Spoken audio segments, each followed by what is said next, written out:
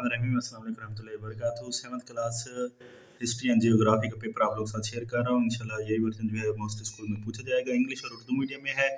पहला एमसीक्यू जो है उसका आंसर जो है वो बी है, दूसरे का आंसर बी है, तीसरे का ए है, चौथे का बी है और पांचवें का बी ऑप्शन है, छठे का डी ऑप्शन है, सातवें का ए ऑप्शन है, आठवें का जो है सी ऑप्शन है, नौवें का डी ऑप्शन है, 10वें का सी ऑप्शन है, 11वें का भी जो है वो सी ऑप्शन है, 12वें का बी ऑप्शन है, 13वें का जो है वो डी ऑप्शन है, 14वें का डी ऑप्शन है, 15वें का बी ऑप्शन है, 16वें का ए, 17वें का ए, 18वें का जो है सी ऑप्शन, 19 का सी ऑप्शन, 20 का जो है वो डी ऑप्शन, 21 का सी ऑप्शन, 22 का जो है बी ऑप्शन, 23 का डी ऑप्शन, 24 का सी ऑप्शन, 25 का बी ऑप्शन, 26 का सी ऑप्शन, 27 का जो है वो बी ऑप्शन है, 28 का डी ऑप्शन है, 29 का ए ऑप्शन है, 30 का जो है वो ए ऑप्शन है और 31 का जो है वो सी ऑप्शन है, 32 का भी ए ऑप्शन है।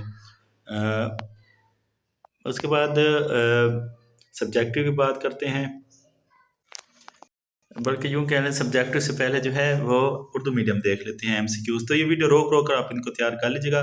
पहले का जो बी ऑप्शन है, दूसरे का जो है बी ऑप्शन है, तीसरे का ए ऑप्शन है, चौथे का बी ऑप्शन है, पांचवें का बी ऑप्शन है, छठे का डी ऑप्शन है, सातवें का ए ऑप्शन है, आठवें का जो है वो सी ऑप्शन है, नौवें का जो है डी ऑप्शन, 10वें का जो है सी ऑप्शन, 11वें का सी, 12वें का बी, 13वें का सी, 14वें का डी, 15वें का जो है बी, 16वें का ए, 17वें का ए, 18वें का सी, 19 का जो है वो सी ऑप्शन है, 20 का डी ऑप्शन है, 21 का सी ऑप्शन है, 22 का जो है बी ऑप्शन है, 23 का डी ऑप्शन है, 24 का सी ऑप्शन है, 25 का बी, 26 का जो है वो सी ऑप्शन है, 27 का बी ऑप्शन, 28 का जो है वो डी ऑप्शन, 29 का ए ऑप्शन, 30 का भी ए ऑप्शन, 31 का सी ऑप्शन, 32 का डी ऑप्शन। तो ये सब्जेक्टिव जो है ये हलशुदा मैं आपको दिखा देता हूँ। तो सब्जेक्टिव में सबसे पहले है describe the importance of flood plain, सैलाबी मैदान की अहमियत बयान करें।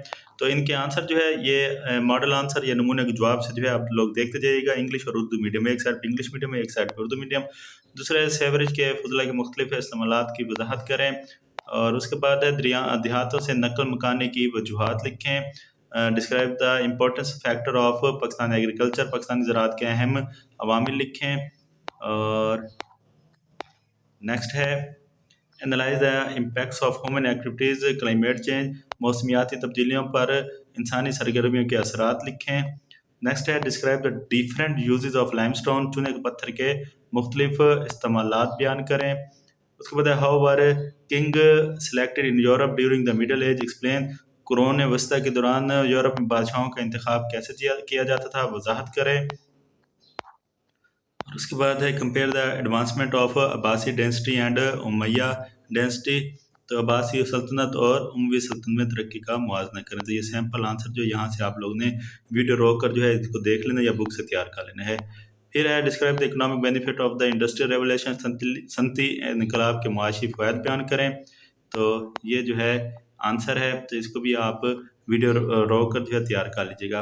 उसके बाद explain the challenge face by Muslim in the sub continent of the war of independence, 1857 की जंग आज़ादी के बाद मुसलमानों को दरपेश चैलेंज की वजाहत करें। तो ये आप लोगों का जो है वो जियो एंड हिस्ट्री 7th क्लास का पेपर है, तो इसको अच्छे से तैयार कीजिएगा। इंशाल्लाह ये वर्जन आएगा, चैनल को सब्सक्राइब कर दीजिएगा।